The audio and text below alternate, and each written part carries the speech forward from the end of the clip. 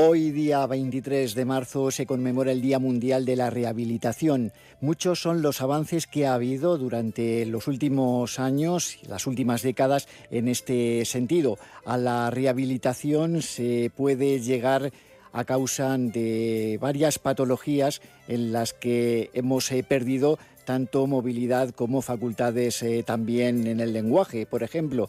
Y de eso sabe bastante Fundación Casa Verde. Por eso hemos querido hoy contar con su presidente, con Alberto Jiménez, a quien ustedes ya conocen por sus intervenciones en nuestro programa, para que nos hable acerca de esos últimos avances y las perspectivas que hay, sobre todo en nuestro país, en cuanto a la rehabilitación se refiere. Señor Jiménez, muy buenos días.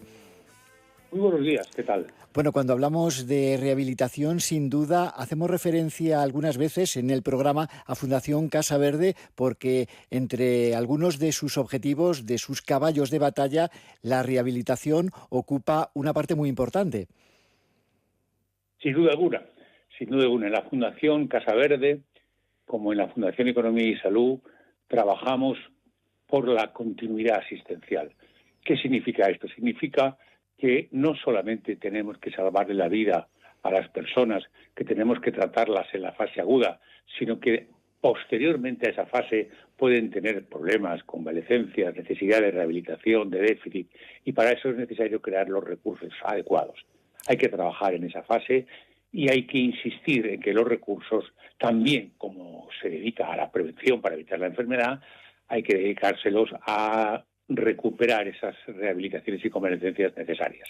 Ahí trabajamos permanentemente, tanto en gestión como en proyectos de investigación que mejoren los métodos y terapias de rehabilitación. Señor Jiménez, la rehabilitación, cuando nos referimos a este término de forma general, es, claro, una palabra, un término muy complejo, ¿no? Porque la rehabilitación surge como solución a algunas dolencias que se pueden haber producido por un accidente o también a causa, por ejemplo, de un ictus. Me imagino que hay diferentes grados de rehabilitación y no es lo mismo una que otra. Claro. Hay diferentes grados de rehabilitación y diferentes, cuestiones o aspectos concretos a rehabilitar. Por ejemplo, si hablamos de un ictus, que como sabe usted y sabemos en general, es una enfermedad, es un accidente cerebrovascular muy grave que causa la muerte. En aquellas personas que sobreviven, en un porcentaje muy alto, pues casi superior al 50%, casi el 60%, tienen que rehabilitarse. ¿Qué quiere decir tienen que rehabilitarse? Quiere decir que después de haber superado el ictus, pueden encontrarse con problemas de movilidad física. Estoy en una silla de ruedas, no puedo andar, no puedo moverme, o si puedo andar, ando con mucha dificultad. Necesito, por tanto, un fisioterapeuta que me rehabilite. Puede ser también que tenga un problema del habla, he perdido el habla, o me cuesta hablar, me cuesta ligar unas palabras con otras, necesito, por tanto, una rehabilitación, y para eso tenemos a un logopeda. Tenemos que también, si resulta que mi mano izquierda o mi mano derecha se ha quedado afectada como consecuencia del ictus, pues necesito potenciar otras partes de mi cuerpo, el otro brazo, la otra mano, para hacer mis actividades de la vida diaria. Y ahí me ayuda, por ejemplo, una terapeuta ocupacional. Todos estos equipos, de la mano del médico rehabilitador y también del neurólogo, en el caso de los ictus, forman todo ese tratamiento multidisciplinar que la rehabilitación exige. Y lo mismo que hablamos de esto, imaginemos pues una persona que mayor, que se le rompe la cadera o que se cae, pues va a necesitar una rehabilitación. ¿Dónde está el problema? Primero, tenemos buenos profesionales, pero si no tenemos los recursos para prestárselos, si esa persona no comienza una rehabilitación de una manera intensiva y temprana, puede quedarse siempre con ese déficit funcional. Y es una lástima, es una pena que esa persona no vuelva a recuperar y no vuelva a andar y a comunicarse como cualquier otra en su día a día. La pregunta del millón, ¿cómo estamos en cuestión de recursos de rehabilitación en nuestro país, señor Jiménez? Y a la vez le pregunto, ¿son suficientes? No son suficientes. Igual que podemos afirmar con toda rotundidad que España es uno de los mejores países del mundo en la atención sanitaria en la fase aguda, no sucede igual en las fases posagudas ni en las fases crónicas. No le hemos prestado la atención que merece. Estamos mejorando, pero aún estamos a mucho camino de lograr la rehabilitación y los recursos necesarios para todas esas personas que lo requieren. Hay que hacer un esfuerzo en ese camino. ¿Hay diferencia, en este caso, entre comunidades autónomas a la hora de ofrecer un recurso en rehabilitación? Sí lo hay, sí lo hay. Aunque todas, como digo, establecen en sus políticas recursos para satisfacer esta necesidad, unas están más avanzadas que otras. Unas han comprendido bien que trabajar en la rehabilitación no es solo trabajar en la salud, es trabajar en la eficiencia, porque una persona que se nos queda en una silla de ruedas va a ser mucho más costosa para el sistema sanitario que si logramos su recuperación. Por tanto, es prioritario trabajar en esto por salud y por eficiencia. Hay comunidades que tienen más recursos, por ejemplo, en el caso del ictus, hospitales monográficos de neurorehabilitación, que empiezan a recibir al paciente al 5.º día de haber sufrido el ictus en cuanto está estable, y hay otras que no lo tienen y se demoran un mes, se demoran más tiempo o reciben una atención que no es adecuada.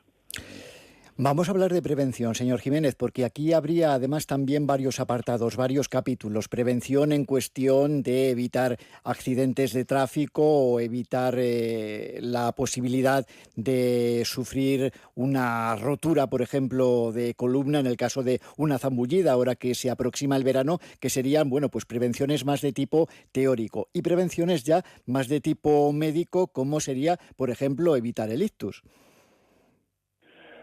La prevención es clave.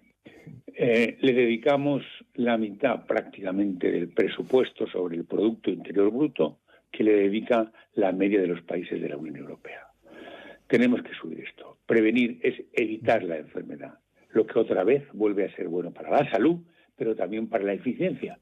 Menos gasto. No necesitaremos ingresar en un hospital, no necesitaremos gastar dinero, porque la sanidad ni mucho menos es gratuita, nos cuesta más de 70.000 millones de euros al año.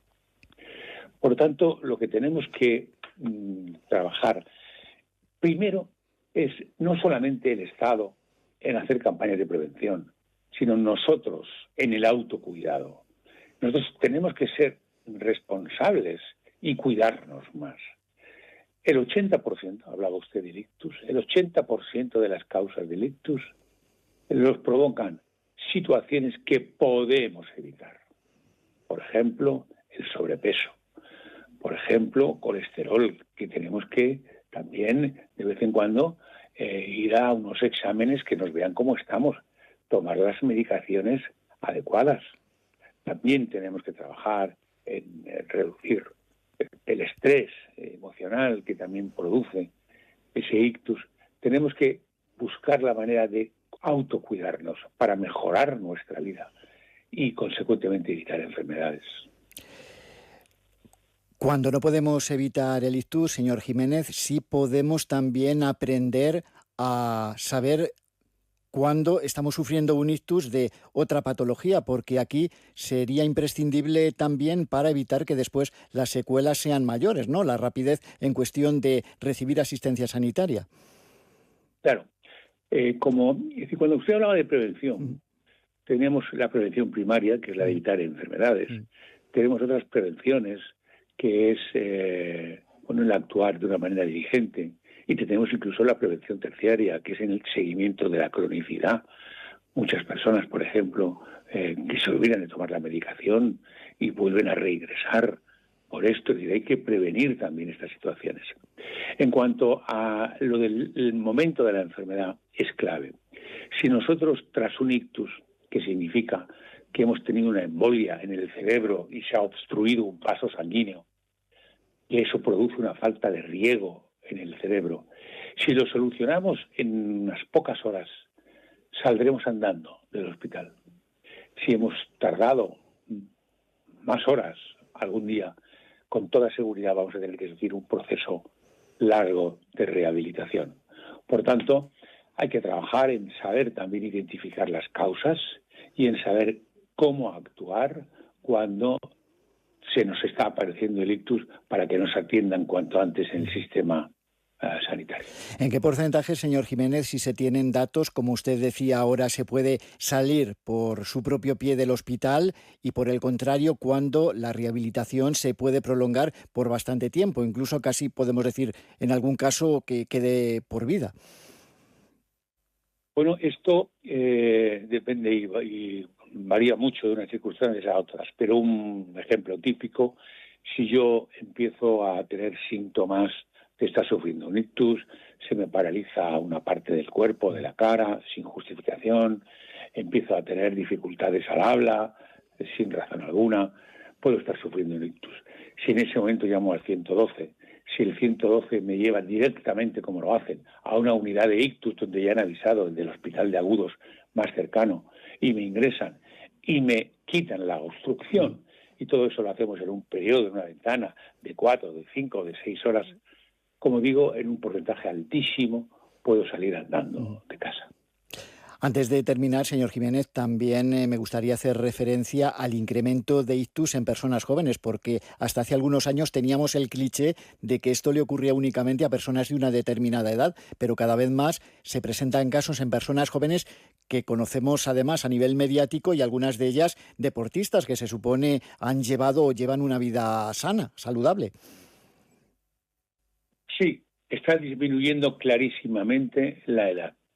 Unas veces se debe a una falta de autocuidado, cuidado con la droga de un tipo o de otro, que eso está afectando directamente al cerebro, y otras veces se debe pues a una vida pues o muy estresante o a una circunstancia también genética, ¿no? Lo cierto es que como consecuencia de esa forma de vivir está bajando la edad del ictus y exige, sin duda alguna, el cuidarnos más, claro. Bien, pues antes ya sí que definitivamente de terminar, hasta aquí hemos centrado nuestros minutos en esta conmemoración del Día Mundial de la Rehabilitación, pero creo que Castilla-La Mancha, señor Casaverde, va a celebrar una jornada sobre abordaje de la continuidad asistencial en Cuenca próximamente. Creo que para el próximo 23 de abril, justo dentro de un mes. Efectivamente, el 23 de abril celebramos una jornada, la vamos a hacer en el maravilloso Hospital de Cuenca, ese nuevo que se ha creado. Precisamente la conferencia inicial de la jornada a cargo del doctor vicerente José Antonio Ballesteros será sobre los hospitales del siglo XXI, cómo deben ser, y a partir de ahí estudiaremos toda la continuidad asistencial que se está produciendo en Castilla-La Mancha, qué iniciativas de éxito se están llevando a cabo y cómo mejorarlo. Estaremos toda la mañana y está invitados todo aquel que le interese este asunto, como usted bien dice, el próximo 23 de abril en el Hospital Nuevo de Cuenca. Pues como siempre agradecemos, ha sido un placer charlar con el presidente de Fundación Casaverde, Alberto Jiménez, acerca en este caso de ese Día Mundial de la Rehabilitación que se conmemora hoy, y abriendo puertas a que no solo la rehabilitación sea un recurso fácilmente accesible en nuestra comunidad y en nuestro país, sino sobre todo que seamos todos conscientes de esas medidas de prevención que, llevadas de una manera un tanto en cuestión de hábitos, pueden abrirnos la puerta a no sufrir una de esas patologías tan tristes y tan dramáticas en muchas ocasiones. Muchísimas gracias, Alberto Jiménez, por habernos acompañado. Pase buen día. Igualmente, gracias a ustedes, a su disposición.